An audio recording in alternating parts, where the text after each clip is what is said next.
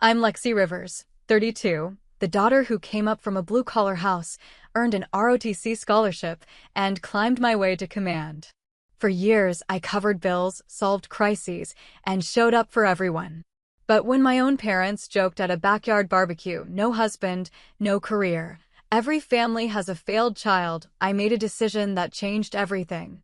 Have you ever been dismissed or humiliated by the very people you carried? Tell me your story in the comments. You're not alone. Before I dive in, tell me where you're watching from. And if you've ever had to draw a hard line and stand up for yourself, hit like and subscribe for more true stories about boundaries and self-respect. What happened next might surprise you. I learned early that reliability was both my gift and my curse. In our house on Maple Street, with its carefully maintained lawn and predictable dinner routines, I was the one who made things work. While my younger brother Tommy played baseball and my sister Sarah practiced piano, I balanced the family checkbook at 14. Not because anyone asked me to, but because I noticed the bills piling up and the worried looks between my parents when they thought we weren't watching. Dad worked construction, steady but not abundant. Mom cleaned offices downtown 3 evenings a week, coming home with stories about empty buildings and the quiet satisfaction of a job done right. They valued order, appearances, the kind of life that looked successful from the outside. Sunday dinners with the good china. Christmas cards with all 4 of us smiling in coordinated outfits. The American dream in modest, achievable increments. I thrived in this environment.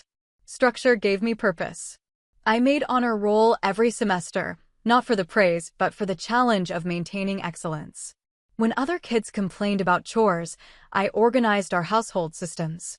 Color-coded schedules for who took out trash, who fed our aging golden retriever, who helped mom with grocery runs. My parents appreciated this efficiency, though their gratitude came in practical forms rather than words. "She's got a good head on her shoulders," Dad would tell his brother Uncle Mike during weekend visits. Responsible kid. Not warm praise, but acknowledgement. In our family, that counted for something. By 16, I was working weekends at the local hardware store, saving most of my paycheck for family expenses. When the water heater died that December, I covered half the replacement cost without being asked. When Sarah needed money for her senior prom dress, I contributed $200 and watched her beam with gratitude that never quite reached my parents' eyes with the same intensity. Tommy got attention for his batting average. Sarah earned applause for her piano recitals. I received nods of approval for solving problems they hadn't realized existed yet. The pattern felt natural then. I was the foundation, they were the decoration. Both necessary, but one more visible than the other. High school graduation brought my first real recognition. Valedictorian speech, full scholarship to State University, early acceptance to their ROTC program. Dad shook my hand firmly that day, and Mom hugged me longer than usual. For a moment, I thought something had shifted. Then Tommy got drafted by a minor league baseball team 2 weeks later, and suddenly the conversation at family dinners revolved around his signing bonus and travel schedule. I understood. His achievement was easier to explain to neighbors, more exciting to discuss at Dad's work sites. My daughter's studying international relations and military strategy didn't flow as smoothly as my son's playing professional baseball. I adapted to this reality the way I adapted to everything else, by finding satisfaction in competence rather than recognition. College years deepened the pattern. I called home every Sunday, sent care packages during finals weeks, remembered everyone's birthdays with thoughtful gifts chosen months in advance. During breaks, I helped reorganize Dad's workshop, updated Mom's filing system, tutored Tommy through his community college courses when the baseball dreams didn't materialize as planned. My own milestones happened quietly. Dean's List every semester. Leadership positions in ROTC. Summer internships with military logistics companies. These achievements earned polite interest from my parents, but nothing approaching the enthusiasm they showed when Sarah got engaged to her college boyfriend or when Tommy finally found steady work at the electrical company. "You're so focused on your career," Mom would say, not unkindly but with a hint of concern. "Don't forget there's more to life than work."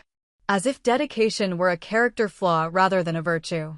as if the discipline that kept our family stable was somehow less valuable than the conventional paths my siblings were choosing. I began to notice things I'd previously overlooked. How conversations stopped when I entered rooms, then resumed with forced brightness. How my academic achievements were mentioned briefly at family gatherings, while Sarah's wedding planning dominated entire evenings of discussion.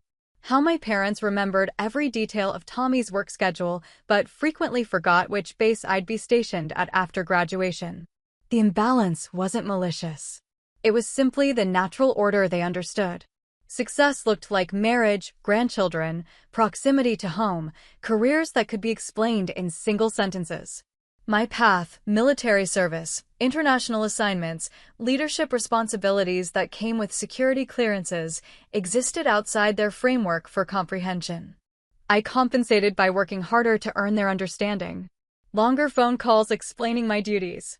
Detailed letters about training exercises and officer candidate school. Photographs from ceremonies where I received commendations, hoping the visual evidence of achievement might translate into recognition they could grasp. Instead, I received gentle redirections. "That's wonderful, honey. Have you met anyone special on base?" Or, "Your father and I worry you're working too hard. When will you have time for a family of your own?" The questions stung because they revealed the assumptions underneath. That my accomplishments were temporary detours from real life. That leadership and service were acceptable hobbies until I settled into the roles they recognized as permanent and meaningful. I kept showing up anyway. Holiday dinners where I sat quietly while others discussed their conventional milestones. Birthday parties where I arrived with generous gifts and left feeling like a polite stranger. Family crises where my problem-solving skills were essential, but my presence was taken for granted. Love and duty intertwined in ways that made it impossible to separate them. I couldn't abandon people who raised me, even when their version of caring felt like subtle dismissal. I couldn't stop being reliable, even when reliability seemed to make me invisible. The foundation never gets applauded, but without it, everything else crumbles. I told myself this truth every time I drove away from family gatherings, every time I sent money home without acknowledgement, every time I chose loyalty over self-respect. I didn't realize then how much I was storing up. How each small dismissal was accumulating interest. How the careful balance I maintained between love and resentment was becoming increasingly unstable, waiting for the right moment to shift everything into new configurations. That moment was coming, though I couldn't have predicted its precise shape or timing. I only knew that something had to give, because carrying everyone else's weight while having my own strength questioned was becoming an equation that couldn't sustain itself much longer.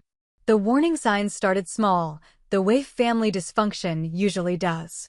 Little comments that lingered longer than they should have. Jokes that carried just enough truth to sting.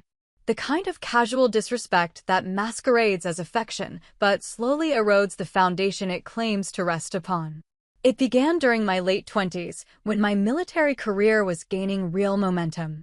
I'd completed officer training, earned my first independent command, received commendations for logistics operations that saved both lives and resources. To me, these felt like significant milestones. To my family, they apparently represented an increasingly troubling deviation from normal life. "Still no boyfriend?" became Mom's standard greeting during phone calls. Not, "How's work?" or "Tell me about your recent assignment." Always the relationship status first, as if everything else was killing time until I found a man and got serious about real life. Dad's approach was more indirect, but equally pointed. He'd mention neighbors' daughters who were getting married, having babies, buying houses in familiar neighborhoods. "The Patterson girl just had twins," he'd say during our Sunday conversations. "Seems like yesterday she was your age, running around with no direction." Funny how people settle down eventually. The implication was clear. My direction was actually a lack of direction. My achievements were symptoms of not yet finding my proper place in the world. The more successful I became in military terms, the more they seemed to view it as elaborate procrastination. Family gatherings became increasingly uncomfortable. Cousins would arrive with spouses and children, receiving immediate attention and admiration. I'd show up in uniform on rare visits home, and while initial greetings were warm, conversations quickly shifted to other topics.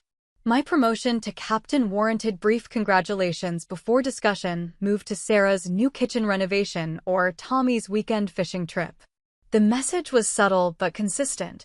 Other people's ordinary experiences mattered more than my extraordinary ones. A cousin's job as a bank teller received more detailed discussion than my role in coordinating international military exercises. A neighbor's engagement party got more enthusiastic planning than my deployment to Germany for NATO operations. I tried adjusting my approach. Maybe I was sharing too much professional detail, making my experiences too abstract for family understanding. I started focusing on personal elements, friendships with fellow officers, interesting places I'd traveled, cultural experiences from different bases. The response was polite but distant, as if I was describing someone else's life rather than my own. Uncle Mike, Dad's older brother, became the family voice of conventional wisdom. During holiday dinners, he'd corner me with unsolicited advice about biological clocks and career limitations. "Military's fine for a while," he'd say, gesturing with his beer bottle for emphasis. "But what happens when you want a real life? Can't raise kids moving around all the time." These conversations happened while my male cousins discussed their jobs without anyone questioning the long-term viability of their choices. Nobody asked Tommy when he planned to settle down from his electrical work. Nobody suggested that Sarah's teaching career was incompatible with family life. The scrutiny was reserved for me, the woman who'd chosen a path outside their understanding. The jokes started around this time too. Nothing malicious, just gentle teasing that carried barbs I was supposed to ignore. "Here comes our career woman," Dad would announce when I walked into family gatherings. "Too important for the rest of us now." Mom developed a habit of introducing me to family friends as our daughter who's still figuring things out. When I corrected her, explaining my rank, my responsibilities, my career progression, she'd wave dismissively. "All that military stuff. What I mean is, she hasn't found herself yet." The phrase stung because it revealed how completely they misunderstood my choices. I had found myself. I'd found purpose, competence, respect from peers and superiors who valued my contributions. What I hadn't found was their approval for the person I'd become, and apparently that made everything else irrelevant. Sarah, now married with her first baby, became the family success story. Every milestone, pregnancy announcements, nursery preparations, first words, first steps, received extensive celebration and documentation. I was genuinely happy for her, but the contrast was impossible to ignore. Her conventional achievements earned parades while my exceptional ones earned polite tolerance. The breaking point approached slowly, like water filling a container I hadn't realized was sealed. Each small dismissal added to the pressure. Each joke at my expense, each redirect away from my accomplishments, each assumption that my life was somehow incomplete or temporary, contributed to a growing tension I couldn't release. I still showed up. Still sent money when family emergencies arose. Still remembered birthdays and anniversaries with thoughtful gifts. Still played the role of reliable daughter, dependable sister, the one who could be counted on to solve problems and ask nothing in return. But something was changing in how I heard their words, how I interpreted their actions. The pattern that once felt natural now felt deliberately diminishing. The family dynamic that once seemed just slightly unfair now appeared systematically designed to keep me in my place, grateful for crumbs of recognition, always striving for approval that moved further away the more successful I became. I didn't know then that all this stored resentment was preparing me for a moment of perfect revelation. That years of being underestimated were building toward an event that would make their misconceptions impossible to maintain. That the very dismissal I'd learned to tolerate would soon become the backdrop for a recognition so undeniable that it would reorganize every relationship in our family. The storm was gathering, and I was walking directly into it with the kind of calm confidence that only comes from knowing you've been preparing for this test your entire life, even when you didn't realize what you were training for.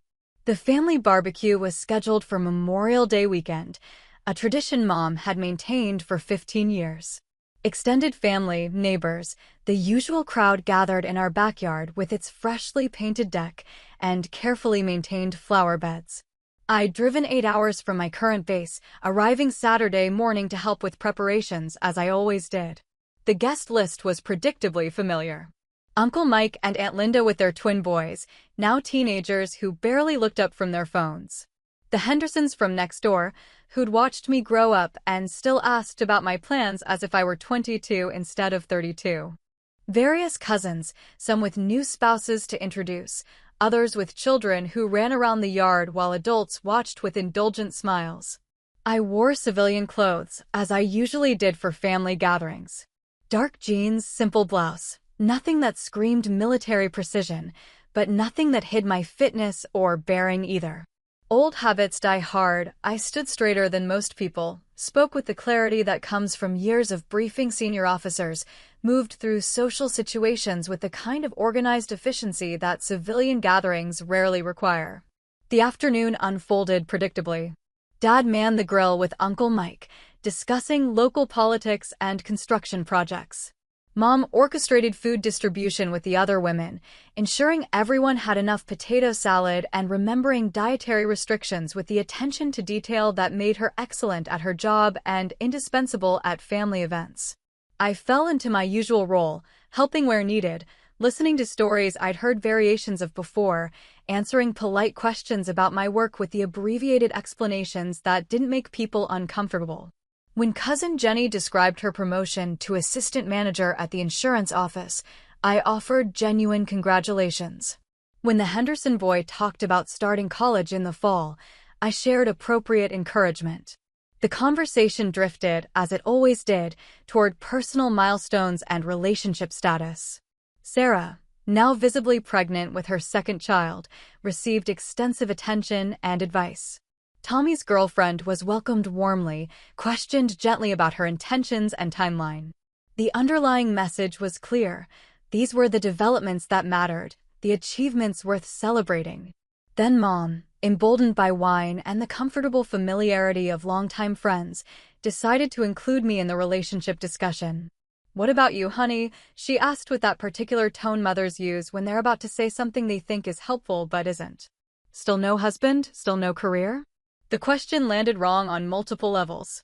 First, the dismissal of everything I'd accomplished professionally, as if 15 years of military service, multiple commendations, and increasing responsibility counted as no career. Second, the assumption that without marriage, my life lacked fundamental meaning or direction. But it was the public nature of the question that made it particularly cutting. She'd chosen this moment, with extended family and neighbors watching, to highlight what she perceived as my failures. Not my achievements, not my service to country, not my confidence or dedication. My deficiencies, as she understood them. I could have responded diplomatically, could have deflected with humor, or changed the subject gracefully. Instead, I felt something shift inside me, like a mechanism clicking into place after years of pressure buildup. "I have a career, Mom. I've had a career for 15 years.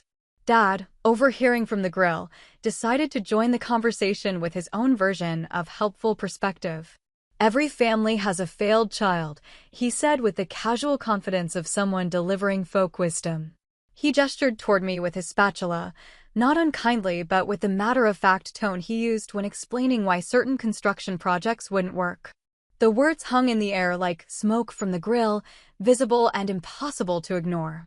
Around us, conversation didn't stop but shifted, people suddenly finding their potato salad fascinating while processing what they'd just heard. Uncle Mike nodded knowingly. Aunt Linda made a soft sound of sympathy. The neighbors exchanged the kind of look that said they'd witnessed something they'd discuss privately later. Failed child. After everything I'd accomplished, everything I'd contributed to this family, everything I'd sacrificed to be the reliable one they could count on, that was his assessment. Not struggling child, not different child, not child finding her own path. Failed. I stood there absorbing the impact, feeling 15 years of dismissed achievements crystallize into perfect clarity about how my family actually saw me. The financial support I'd provided, the problems I'd solved, the crises I'd managed, none of it had earned me respect or understanding. I was still the deviation from normal, the family member who'd chosen incorrectly and needed to be tolerated rather than celebrated. Then, as if the universe had been waiting for exactly this moment to reveal its sense of dramatic timing, we heard the helicopter.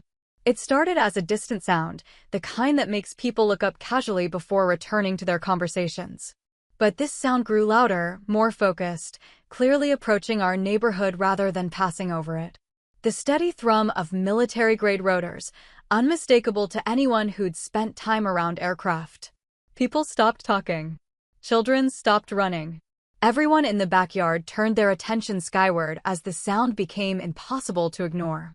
Then we saw it, a large, official-looking helicopter approaching our street, flying with the kind of precision that indicated specific destination rather than routine patrol. "What the hell?" Dad muttered, spatula still in hand.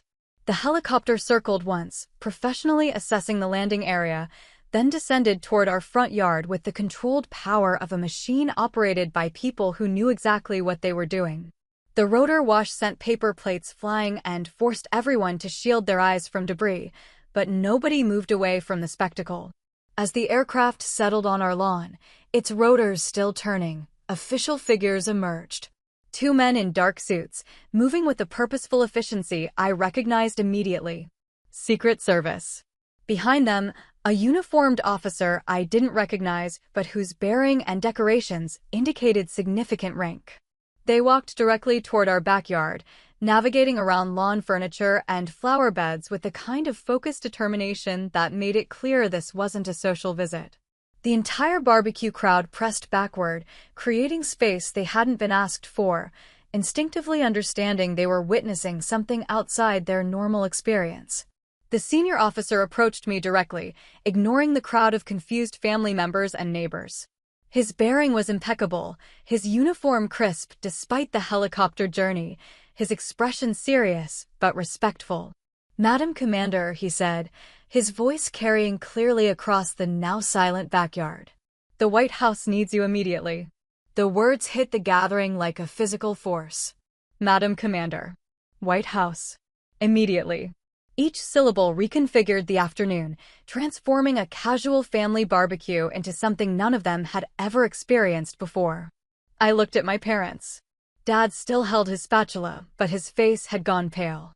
Mom stared at me as if seeing a stranger, her earlier confidence evaporating as the implications of what she was witnessing began to register.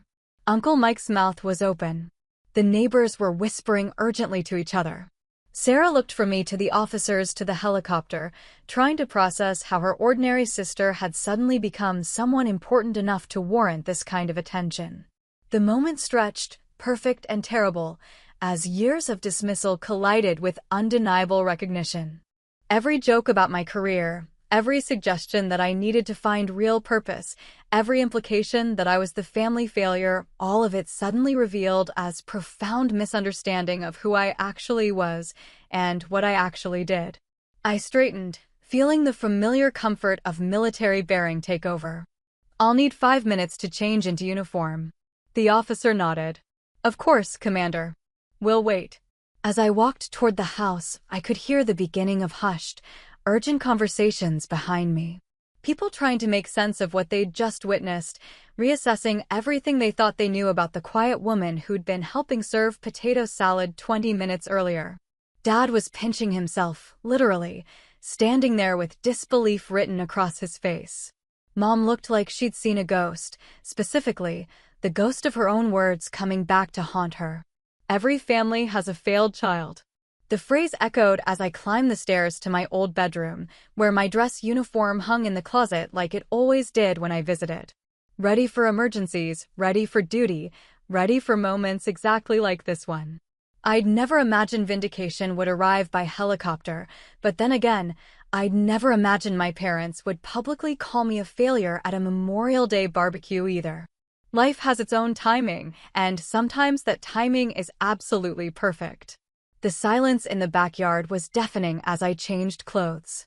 Through my childhood bedroom window, I could see the crowd of family and neighbors standing in awkward clusters, stealing glances at the helicopter on our front lawn, trying to process the radical shift in their understanding of reality. When I walked back outside in full dress uniform, decorations and ribbons catching the late afternoon sunlight, the transformation was complete. Not just in how I looked, but in how everyone else saw me. The reliable family helper had vanished, replaced by someone whose importance they were only beginning to comprehend. The officers escorted me toward the helicopter with professional courtesy. As we passed the barbecue crowd, I caught fragments of whispered conversation. Had no idea. All this time. Why didn't she ever say? But the most telling reaction came from my parents. Dad stood frozen, spatula hanging loose in his hand, staring after me with an expression I'd never seen before. Mom had tears in her eyes, not of pride, but of shock, maybe even fear at how completely she'd misunderstood her own daughter. I paused at the edge of the yard, turned back to address the gathering with the same calm authority I used in briefing rooms and command centers. "I'll call when I can," I said, my voice carrying clearly across the sudden quiet. "Enjoy the rest of the barbecue." Then I walked away from 15 years of patient explanation, gentle correction, and quiet disappointment. I walked away from being the family member who was tolerated rather than celebrated, dismissed rather than respected, labeled as failed rather than recognized as accomplished. The helicopter lifted off with the same precision it had landed, carrying me toward whatever crisis required immediate attention from someone whose expertise was apparently more valued by the White House than by her own family. Below us, the barbecue crowd stood watching until we disappeared from view, probably still trying to understand how their assumptions about me had been so completely wrong. I thought about Dad's words as we flew toward Washington. Every family has a failed child. He was right, in a way. But he'd identified the wrong child. The failure wasn't in my choices or my achievements or my unmarried status. The failure was in their inability to recognize the person I'd become, the importance of the work I'd chosen, the significance of the life I'd built. They'd spent years waiting for me to become someone they could understand and celebrate, never realizing I already was someone worth understanding and celebrating. They just hadn't been paying attention. The irony was perfect and painful. They dismissed my career as somehow inadequate, not realizing that the very government they voted for and the country they loved considered my skills valuable enough to interrupt a family barbecue with emergency transportation. They'd suggested I needed to find real purpose, not understanding that my purpose was significant enough to warrant Secret Service escorts and White House summons. As the familiar landmarks of Washington came into view, I felt something I hadn't experienced in years, complete validation of my choices. Not from family approval or civilian recognition, but from the kind of professional respect that transcends personal relationships and social expectations. The failed child, apparently, was exactly where she was supposed to be. The helicopter touched down on the South Lawn with practiced precision, and I was escorted directly into meetings that would consume the next 18 hours. The crisis, a complex international incident requiring someone with my specific expertise in NATO logistics and European military coordination, was exactly the kind of challenge I'd spent 15 years preparing for. I didn't think about the barbecue until much later that night, when I finally had a quiet moment in a Pentagon briefing room to process what had happened. By then, my phone showed 17 missed calls from family members, each voicemail a variation on shock, confusion, and belated recognition. Dad's voice was shaky. "Honey, we had no idea. Call us when you can." Mom sounded like she'd been crying. "I'm so sorry. I'm so sorry I said those things. Please call home." Sarah's message was longer, rambling. "Why didn't you ever tell us? I mean, really tell us? We thought." I don't know what we thought. But this changes everything. Tommy's was shortest. "Dude. Just dude. Call me." But it was Uncle Mike's message that revealed how thoroughly the afternoon had shattered their understanding. "I owe you an apology." "We all do. I've been thinking about what happened today, and I realize we never really understood what you do, who you are. That's on us, not you." The messages continued for days. Extended family calling to express amazement and apology. Neighbors asking my parents for details they couldn't provide. The entire social network that had witnessed my public dismissal now trying to recalibrate their understanding of the quiet woman they'd consistently underestimated.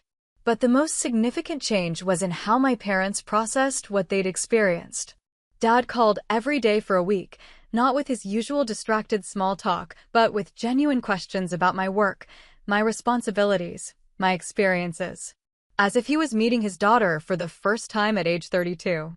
I keep thinking about what I said, he admitted during one of these calls. About every family having a failed child. I was so wrong. Not just wrong about you, but wrong about what failure even looks like. Mom's approach was more emotional, filled with self-recrimination and attempts to explain their previous behavior. We thought we were being helpful, she said through tears. Encouraging you to want what we thought was normal, what we understood. We didn't realize that what you'd chosen was. She paused, searching for words. Important. Really important. Their newfound awareness was touching, but also overwhelming. After years of gentle dismissal, their sudden intense interest in my professional life felt almost invasive. They wanted details about classified operations I couldn't share, explanations of international situations beyond their background knowledge, stories about experiences that couldn't be reduced to dinner table conversation. More challenging was their attempt to retroactively reframe our family narrative. Suddenly, they remembered achievements they'd previously overlooked, mentioned my accomplishments to friends and neighbors with the kind of pride they'd shown for Sarah's wedding and Tommy's baseball success. They seemed desperate to prove they'd always recognized my value, despite years of evidence to the contrary. I appreciated their efforts, but couldn't immediately trust them.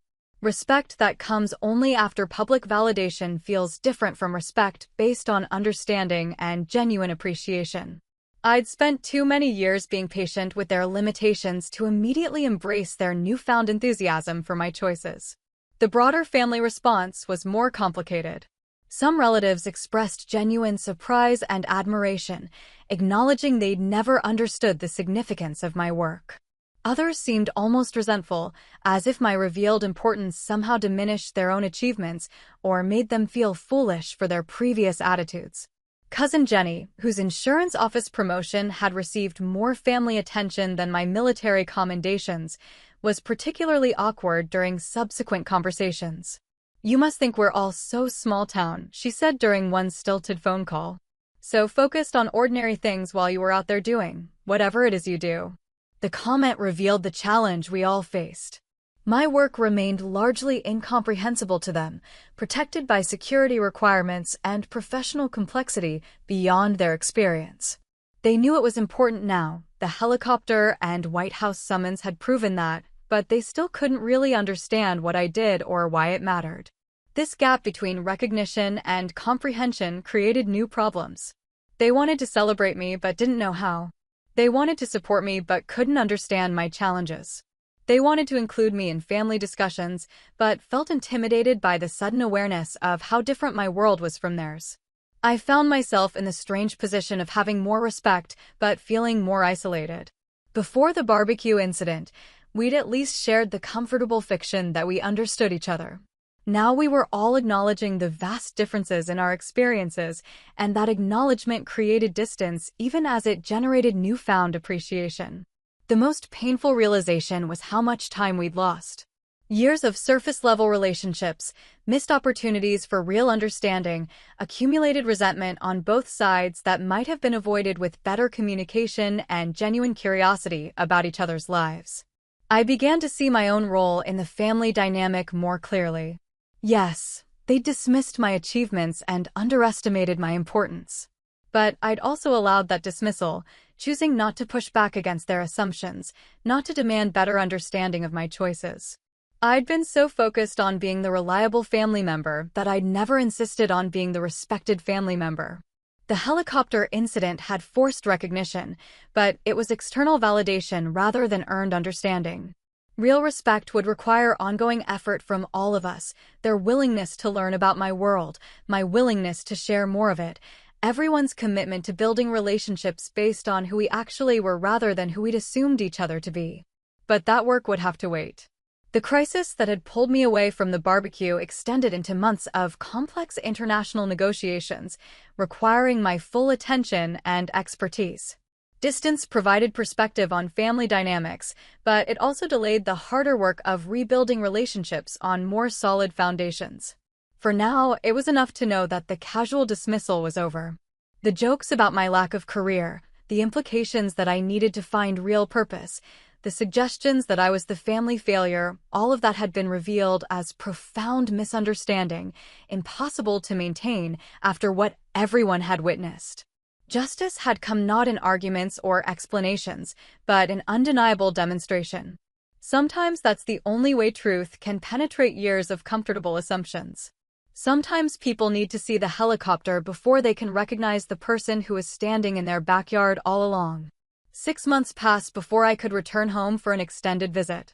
The international crisis had resolved successfully, my role in the solution earning recognition that my family read about in newspapers before I could tell them about it myself. The distance had been necessary for the work that required my attention and for processing how fundamentally our family dynamics had shifted. The changes were immediately apparent when I walked into my parents' house that December. Photos that had never been displayed now occupied prominent spots in the living room, me in uniform receiving commendations, shaking hands with officials whose names they'd Googled to understand their significance. My military service, once treated as an extended phase I'd eventually outgrow, was now presented as the family's source of pride.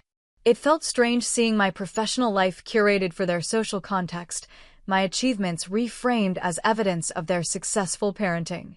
The same accomplishments they'd politely tolerated for years were now conversation starters with neighbors, proof of their daughter's importance that reflected well on their judgment and values. Dad had done research. He'd read articles about NATO logistics, studied explanations of military command structures, even watched documentaries about women in leadership roles. His questions, when they came, were more informed but also more tentative, as if he was afraid of revealing how little he'd understood before. "I never realized the scope of what you do," he said during one of our evening conversations. "The responsibility, the people depending on your decisions. When I think about some of the things I said." He trailed off, shaking his head. Mom had taken a different approach, focusing on the emotional cost of their previous attitudes. She'd apparently spent months reviewing family interactions, recognizing patterns of dismissal she'd been blind to before. Her apologies were thorough and painful, detailed catalogs of moments when she'd failed to appreciate my choices or achievements. "I keep remembering things I said, ways I acted," she confided. "How many times I suggested you were missing out on real life while you were actually living a bigger life than any of us understood." Their remorse was genuine, but also overwhelming. I'd wanted recognition and respect, not guilt and self-flagellation. Their new awareness of my importance came with intense regret for their previous blindness, creating emotional complexity that was almost harder to navigate than the original dismissal. Sarah and Tommy had their own adjustments to make. Sarah, now a mother of 2, seemed to struggle with recontextualizing our relationship. She'd grown comfortable being the family success story, the daughter whose choices were celebrated and supported. My revealed significance didn't diminish her accomplishments, but it changed her position in the family narrative. "I always thought you were the strong one, the independent one who didn't need the same kind of support the rest of us did," she said during a sisterly conversation. "Now I realize we just never offered you the right kind of support." Tommy was more straightforward in his response, treating the whole situation as a revelation that explained things he'd never fully understood. "You were always different," he said. "More serious, more focused. We thought that meant you were missing out on fun. Turns out you were preparing for stuff we couldn't even imagine." The extended family had divided into 2 camps, those who embraced the new understanding of my importance and those who seemed almost resentful of having their assumptions overturned so dramatically. Uncle Mike fell into the first category, becoming an unexpected advocate for taking my perspectives more seriously in family discussions. Others struggled more with the shift. Cousin Jenny, whose insurance office achievements now seemed modest in comparison to my White House summons, had grown distant during family gatherings. Not hostile, but clearly uncomfortable with the recalibration of our relative status within the family hierarchy. The neighbors had their own reactions. The Hendersons, who'd watched me grow up, seemed almost proprietary about my success, telling anyone who'd listen about the day the helicopter landed in our yard. Others were more reserved, perhaps feeling foolish about their previous casual dismissal of the quiet girl next door who'd apparently been more important than any of them realized. But the most significant change was in how family gatherings functioned. Previously, my presence had been taken for granted, helpful, reliable, but not particularly noteworthy. Now there was a subtle deference that felt almost as uncomfortable as the previous dismissal had been. People asked my opinion about international events as if my military background made me an expert on all global politics. They referenced my career with the kind of careful respect usually reserved for clergy or medical professionals. They seemed afraid of saying something that might reveal their continuing lack of understanding about my work or its importance. I found myself missing the casual familiarity of our old interactions, even though those interactions had been built on fundamental misunderstanding of who I was and what I'd accomplished. At least then we'd been comfortable with each other, even if that comfort had come at the cost of real recognition or respect. The challenge now was building new patterns of interaction based on accurate understanding rather than comfortable assumptions. It required patience from all of us, their willingness to learn about aspects of my life they'd never been curious about before, my willingness to share experiences I'd learned to keep private, everyone's commitment to creating space for who we actually were rather than who we'd expected each other to be. Some conversations went better than others. Dad and I found common ground discussing leadership challenges, drawing parallels between managing construction crews and commanding military units. Mom began asking thoughtful questions about the personal costs of my career choices, seeking to understand sacrifices she'd never recognized before. But there were also moments of profound awkwardness, when the gap between their new awareness and their actual understanding became impossible to ignore. They knew my work was important now, but they still couldn't really comprehend what I did or why it mattered. They wanted to be proud of me, but their pride was based on external validation rather than genuine appreciation for my skills and dedication. I realized that real reconciliation would take years, not months. We were essentially starting over, building relationships based on more accurate perceptions of each other, but without the comfortable assumptions that had previously smoothed over our differences. The work was worth doing, but it was work. Every conversation required more honesty and vulnerability than we'd ever practiced before. But slowly, carefully, we began building something more solid than what we'd had, respect earned through understanding rather than assumed through family obligation. The decision came gradually, like dawn breaking over familiar territory. Not a dramatic revelation, but a quiet recognition that the patterns governing our family relationships needed fundamental restructuring. I couldn't continue being the perpetually understanding daughter, absorbing casual disrespect while providing unconditional support. They couldn't continue treating my achievements as curiosities while expecting my reliability in times of crisis. The first boundary I established was financial. For 15 years, I'd supplemented family emergencies without question, car repairs for Tommy, medical bills for my parents, Sarah's various domestic crises that required immediate cash solutions. My military salary had made me the family's unofficial emergency fund, a resource they'd accessed freely while questioning the career that made such assistance possible. After the barbecue incident, when Dad's transmission failed and he automatically called me for help, I said something I'd never said before: "I'll need to think about it." The pause on his end of the phone call stretched long enough for both of us to understand that something fundamental had shifted. Not that I wouldn't help. Eventually, I did contribute to the repair costs, but that my assistance was no longer automatic, no longer taken for granted. "Of course," he said finally, his voice carrying new awareness that my support was a choice rather than an obligation. "Take your time." But it wasn't really about time. It was about establishing that my resources, like my respect, needed to be earned rather than assumed. The pattern of casual extraction, financial, emotional, logistical, had to end before we could build healthier relationships. The second boundary involved my emotional labor.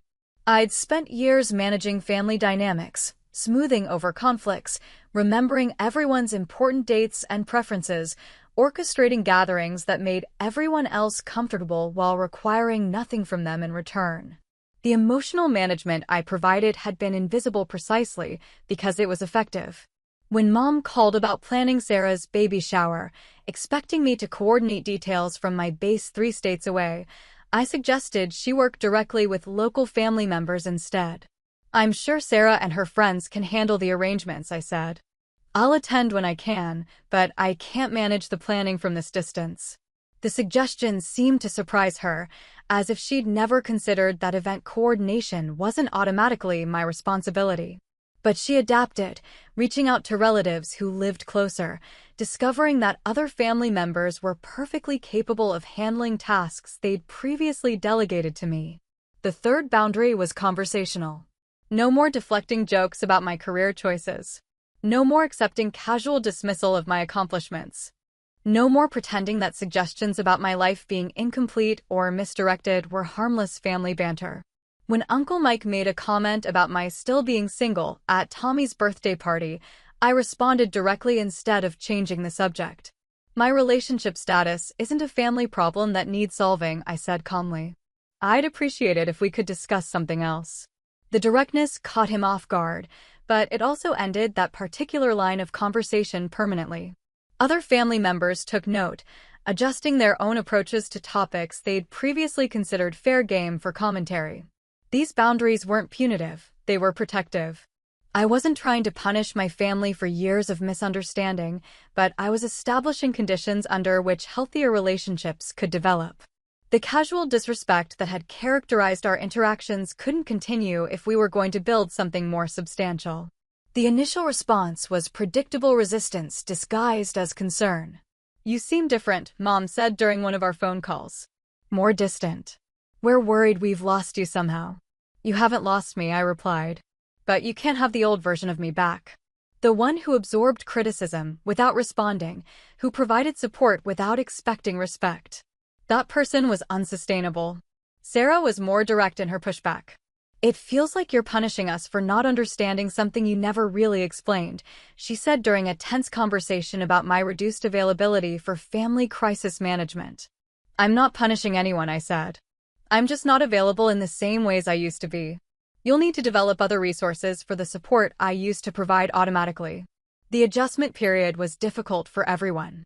Family members who'd grown comfortable with my reliability as a constant had to adapt to my reliability as something that needed to be earned and maintained.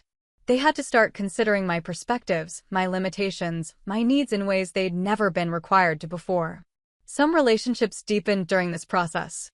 Dad, perhaps motivated by guilt over his failed child comment, made genuine efforts to understand my work and respect my choices. Our conversations became more substantive, more reciprocal, based on mutual curiosity rather than his assumptions and my accommodation. Others remained strained. Cousin Jenny seemed to interpret my boundaries as rejection of the family itself, rather than rejection of unhealthy patterns within family relationships. She became formal in her interactions with me, polite but distant, as if my insistence on respect had somehow violated an unspoken agreement about our relative positions. The most significant test came when Mom had what initially appeared to be a heart attack. The call came while I was in the middle of a critical training exercise, and for the first time in my adult life, I didn't immediately arrange emergency leave to rush home. Instead, I gathered information, determined that Sarah and Tommy were handling the immediate crisis, and called the hospital directly to assess Mom's actual condition. When the situation proved less serious than initially feared, exhaustion and anxiety rather than cardiac emergency, my measured response became a family controversy. Sarah, in particular, was outraged that I hadn't dropped everything to be there. "She could have died," Sarah said during a heated phone call. "And you stayed for some training exercise?" "She didn't die," I replied calmly. "She wasn't in immediate danger after the first few hours. Tommy was with her, you were handling medical decisions, and my presence wouldn't have changed her treatment or outcome. Coming home would have been about making you feel better, not about Mom's actual needs." The conversation revealed how much my family had relied on my crisis response as emotional comfort rather than practical necessity. My presence during emergencies had often been more about their anxiety than about solving actual problems. Learning to distinguish between genuine need for my assistance and reflexive expectation of my availability became crucial for all of us. Over time, the boundaries I'd established began producing the relationships I'd hoped for. Family members started asking about my work with genuine curiosity rather than polite tolerance. They began considering my perspectives on family decisions instead of assuming my compliance. They started offering support for my challenges instead of expecting me to be everyone else's source of strength. But these improvements came at a cost. Some family members never adjusted to the new dynamic, preferring to maintain distance rather than engage with me as an equal rather than a resource. A few relationships remained permanently altered, cordial but no longer close, casualties of patterns that couldn't survive more honest interaction. I missed some aspects of our old dynamic, the easy familiarity, the uncomplicated assumption that I'd always be available and understanding. But I didn't miss the casual disrespect, the dismissal of my achievements, the expectation that I'd provide everything while asking for nothing. The boundaries weren't walls. They were frameworks for healthier interaction. Within those frameworks, some relationships flourished while others withered. The difference was telling. The people who could respect my limits turned out to be the people worth having closer relationships with. Setting these boundaries required accepting that I couldn't control how other people responded to them. Some family members rose to meet the new expectations, while others chose distance over adjustment. Both responses provided valuable information about the relationship's potential for growth and mutual respect. By the end of that first year after the barbecue incident, our family had reorganized itself around more honest acknowledgments of who we actually were rather than who we'd assumed each other to be. The process was ongoing, requiring constant attention and adjustment, but it was producing something more sustainable than what we'd had before.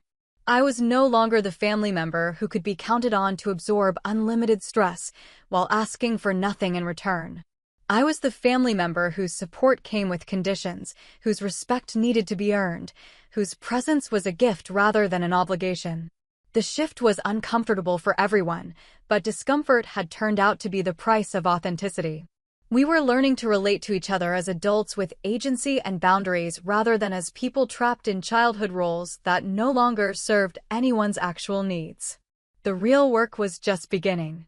2 years after the helicopter landed in our backyard, I found myself back home for Christmas, observing changes that had crystallized slowly but definitively.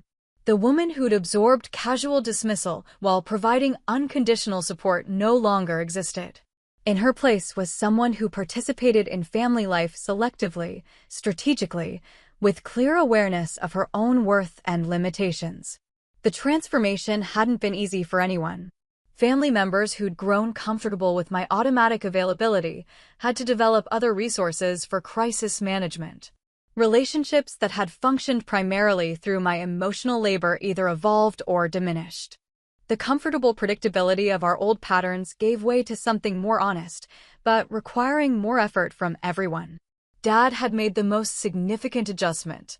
The man who'd once casually labeled me the family failure now sought my opinion on decisions large and small. When he considered changing companies, he asked about the strategic implications. When Mom worried about their retirement planning, he suggested consulting me about long-term financial thinking. The respect felt genuine because it was based on demonstrated competence rather than obligatory family loyalty. I keep thinking about that day he told me during a quiet moment while we worked together organizing his garage. What I said, how wrong I was about everything. Not just about you, but about what success looks like, what matters in life. His acknowledgement meant more than apologies because it represented genuine learning rather than simple regret. He'd spent months reconsidering assumptions about achievement, recognizing that his narrow definitions had blinded him to forms of excellence outside his experience. Mom's evolution was more complex. She'd always been the family's emotional center, managing relationships and maintaining connections through careful attention to everyone's needs and feelings. My withdrawal from that system had forced her to reconsider how family cohesion could be maintained without relying on one person's limitless emotional availability. "I realize now how much work you were doing that the rest of us took for granted," she said during one of our restructured phone calls. "Not just the practical stuff, but keeping everyone connected, making sure people felt included and valued. When you stepped back, we had to learn how to do that for ourselves." The learning process had been bumpy. Without my automatic mediation, family conflicts had required more direct resolution. Siblings had to communicate with each other instead of using me as an intermediary. Extended family gatherings required more intentional planning when the reliable organizer was no longer automatically available. But the result was a more distributed system of family maintenance, with multiple people taking responsibility for connections and celebrations instead of defaulting to my management. Sarah had become more active in coordinating gatherings. Tommy had started remembering birthdays and anniversaries independently. Even Uncle Mike had begun making direct contact with family members instead of relying on information filtered through others. Sarah's adjustment had been particularly revealing. As the family member whose conventional achievements had always received enthusiastic support, she'd struggled with the recognition that my unconventional path had ultimately proven more significant than anyone had understood. The sister who'd grown accustomed to being celebrated for marriage and motherhood had to reconcile that narrative with having a sister whose work warranted White House attention. "I think I resented you for a while," she admitted during a conversation that wouldn't have been possible under our old dynamic. "Not for what you accomplished, but for how it made me question whether my choices were important enough. Then I realized that wasn't really about you, it was about my own insecurities about the value of what I'd chosen." Her honesty opened space for a more authentic relationship between us. Instead of competing for parental approval or family resources, we could appreciate each other's different contributions to the world. Her work as a teacher and mother mattered differently than my military service, but both had value that didn't need to be ranked or compared. Tommy had perhaps the simplest response to our family's reorganization. "Things are better now," he said with characteristic directness. "More honest. We actually know each other instead of just thinking we do." His observation captured something essential about what had changed. The old family system had functioned through comfortable assumptions and familiar roles that required minimal examination. The new system demanded ongoing attention to who we actually were and what we actually needed from each other. Extended family reactions varied more widely. Uncle Mike had become an unexpected ally, often redirecting conversations away from personal criticism and toward more substantive topics. "Let's talk about something that matters," became his standard response when discussions veered toward judgmental gossip about family members' life choices. Other relatives remained uncomfortable with the new dynamic. Cousin Jenny continued to interact with me formally, maintaining polite distance rather than engaging with the reality of our changed relationship. Some gatherings felt strained as people navigated unfamiliar social territory without the old patterns to guide them. The neighbors had their own recalibrations to make. The Hendersons, who'd watched me grow up and witnessed the helicopter incident, seemed almost proprietary about my success. They'd become unofficial family historians, telling anyone who'd listen about the day they realized their quiet neighbor was more important than any of them had imagined. But their newfound respect, while gratifying, also felt somewhat hollow because it was based on external validation rather than genuine understanding of my character or choices. They celebrated my importance now, but they hadn't valued my dedication or competence before it was publicly demonstrated. The most profound change was in how I experienced family gatherings. Previously, I'd attended with a mixture of duty and hope, duty to maintain family connections, hope for recognition that rarely materialized. Now I attended with clear boundaries and realistic expectations, able to enjoy genuine connections while remaining detached from dysfunctional patterns. Christmas dinner that year illustrated the difference perfectly. Instead of automatically managing logistics and smoothing over tensions, I participated as a guest in my own family. When conflicts arose between other family members, I offered perspective if asked, but didn't assume responsibility for resolution. When conversations turned to topics I found uninteresting, I excused myself rather than politely enduring them. The result was a more relaxed, authentic version of myself at family events. People who wanted genuine interaction with me could have it. Those who preferred the old dynamic of taking my presence for granted simply had less access to my attention and energy. "You seem happier," Mom observed during Christmas cleanup. "More yourself, if that makes sense." It did make sense. For years, I'd performed the role of the endlessly accommodating family member, suppressing my own needs and perspectives to maintain harmony. The performance had been exhausting and ultimately unsustainable. The authentic version of myself, boundaries intact, respect required, was indeed happier and more sustainable. But the transformation had required accepting some permanent losses. Relationships that couldn't adapt to mutual respect had withered. The easy familiarity of unexamined assumptions was gone forever. Some family members remained uncomfortable with the person I'd revealed myself to be when I stopped performing the role they'd preferred. I'd learned that you can't force people to see you accurately, but you can refuse to enable their inaccurate perceptions. You can't make family members respect your choices, but you can stop seeking approval from people whose judgment you don't trust. You can't control how others respond to your boundaries, but you can maintain those boundaries regardless of their comfort level. The family that emerged from this process was smaller but stronger. The relationships that survived the transition to honesty and mutual respect proved more satisfying than what we'd had before.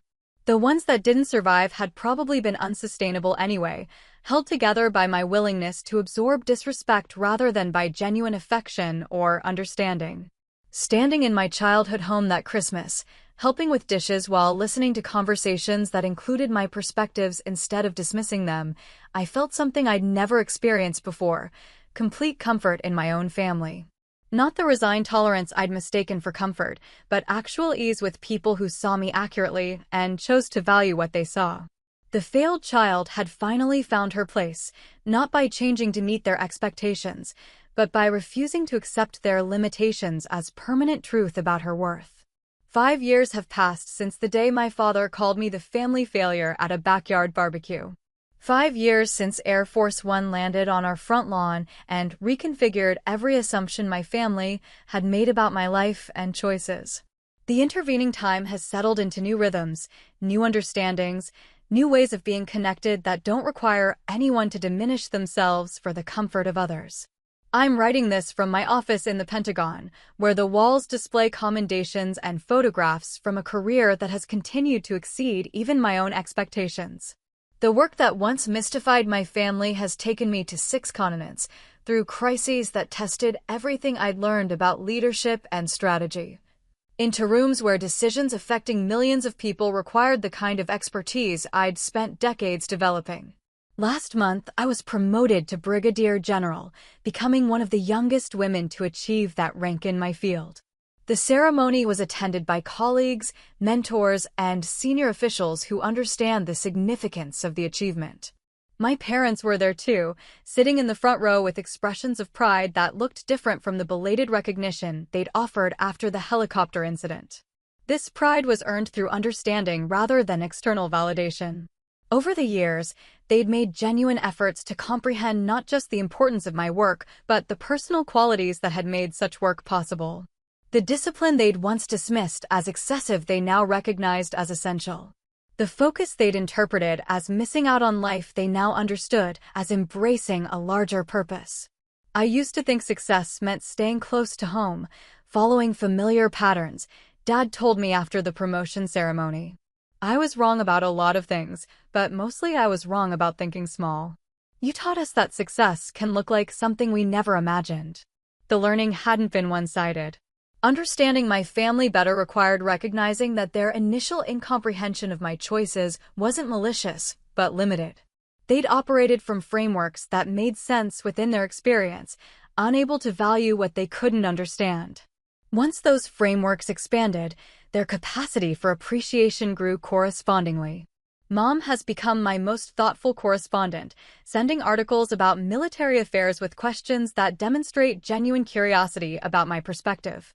Her letters arrive monthly, filled with family news, but also with reflections on current events, requests for my analysis of international situations, updates on her own learning about subjects that had once seemed impossibly foreign.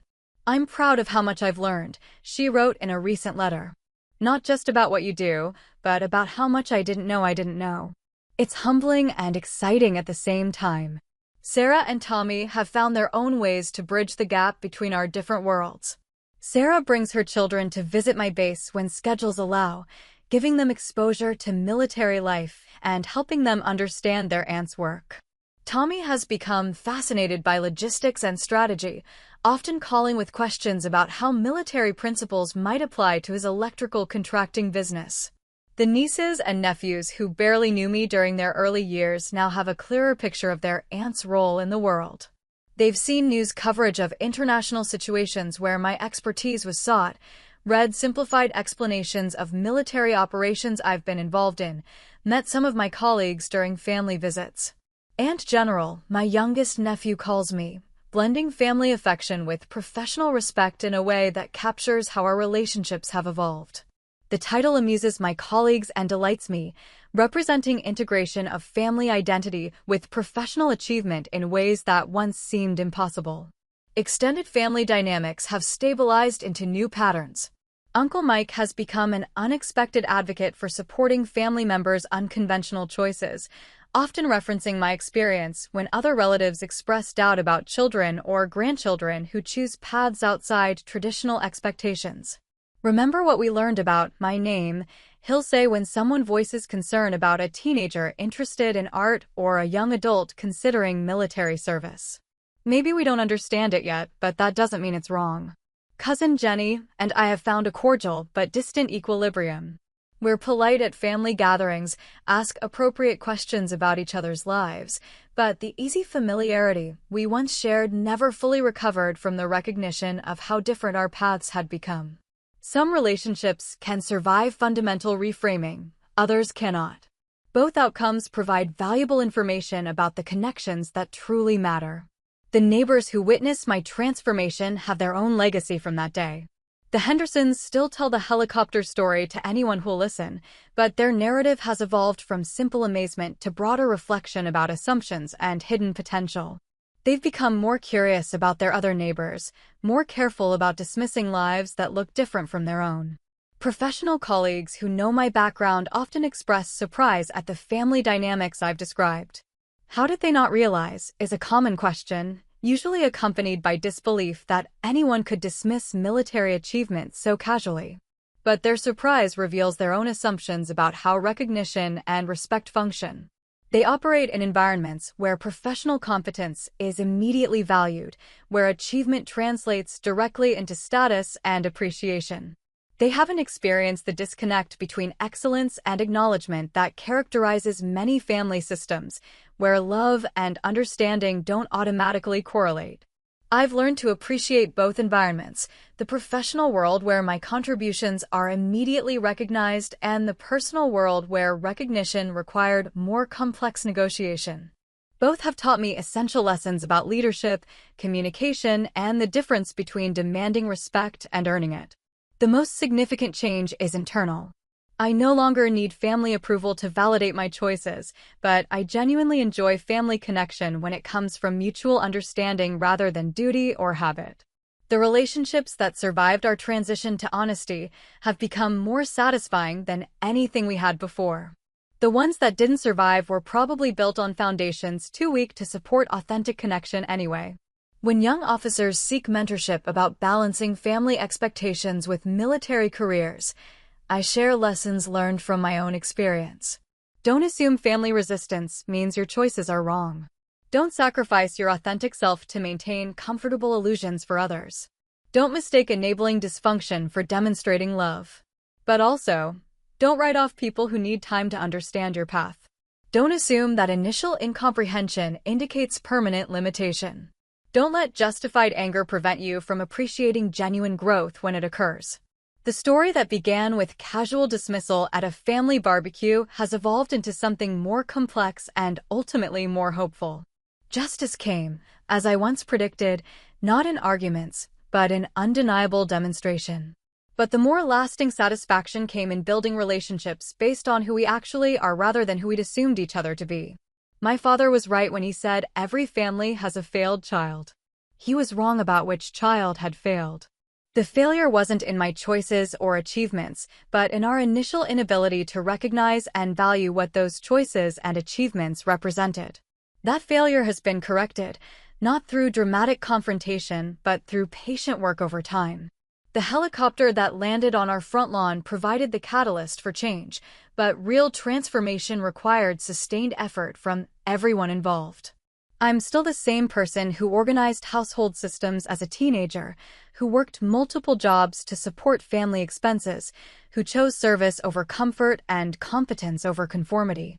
But now that person exists within relationships that recognize rather than dismiss her value, that celebrate rather than question her choices, that understand rather than minimize her contributions. The failed child found her place not by changing who she was, but by insisting that others see who she had always been. Sometimes that's the only path to genuine family connection, refusing to accept limitations as permanent truths, maintaining boundaries until respect becomes possible, demonstrating through lived example that their assumptions were too small to contain the reality of your life. The barbecue ended years ago, but its lessons continue. Every family gathering now includes the implicit memory of that day when external validation made internal worth undeniable.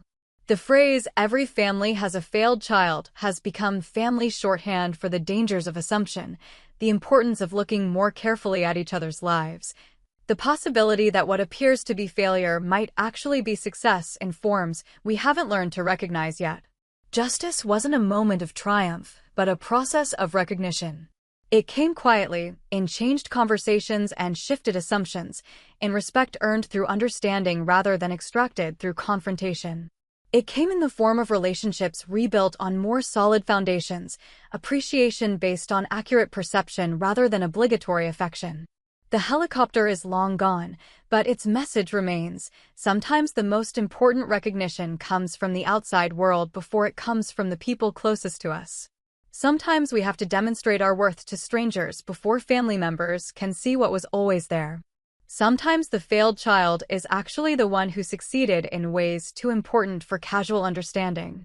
And sometimes, with patience and clear boundaries and refusing to accept dismissal as the price of family connection, even the most entrenched assumptions can change. Even the most comfortable prejudices can give way to genuine appreciation. Even families can learn to see each other as they actually are rather than as they expected each other to be. The woman who was once called the family failure now leads briefings in the Pentagon, advises senior officials on international strategy, and serves her country with the same dedication she once brought to organizing household systems and solving family crises. The difference is that now her family understands what that dedication is worth, what those skills can accomplish, what that life has always meant. Every family has a failed child. In ours, it turned out to be everyone who failed to recognize success when it was sitting at their dinner table, helping serve the potato salad, waiting patiently for the respect that would eventually come not through arguments or explanations, but through the quiet persistence of excellence that could no longer be denied. That day at the barbecue changed everything, not just how my family saw me, but how I saw myself. Have you ever had someone dismiss your worth, only to be forced to see the truth later? How did you handle it? Drop your story in the comments. I'd love to hear it. And if you've ever had to prove people wrong by simply living your truth, hit like, subscribe, and share this with someone who needs the reminder. Your value isn't up for debate.